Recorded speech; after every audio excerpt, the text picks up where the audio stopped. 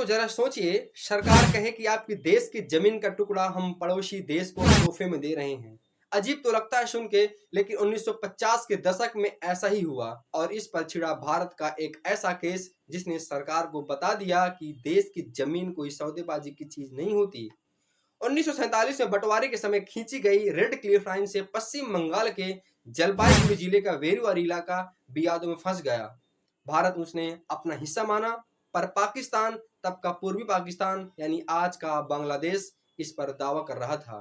1958 में प्रधानमंत्री नेहरू और पाकिस्तान ने आपस में नेहरू नून समझौता कर डालते हैं, जिससे तय हुआ कि बेरीवारी का कुछ हिस्सा पाकिस्तान को दिया जाएगा।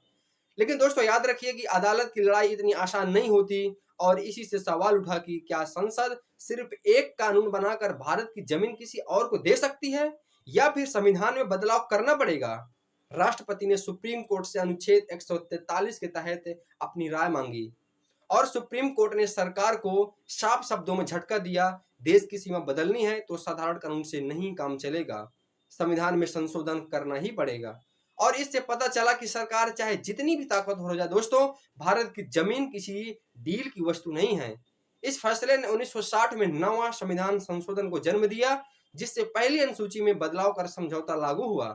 लेकिन यह केस सिर्फ जमीन का नहीं रहा दोस्तों, यही वो मुकदमा है जिसमें सुप्रीम कोर्ट ने कहा था प्रस्तावना संविधान का हिस्सा नहीं है दोस्तों। लेकिन बाद में सुप्रीम कोर्ट ने 1973 में केशव नंद भारती केस में इसे पलट दिया और प्रस्तावना को संविधान का एक हिस्सा मान लिया गया।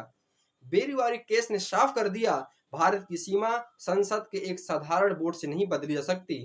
जमीन का हर एक इंच भारतीय जनता का है और इसे छूने से पहले संविधान की सबसे कठिन प्रक्रिया से गुजरना होगा।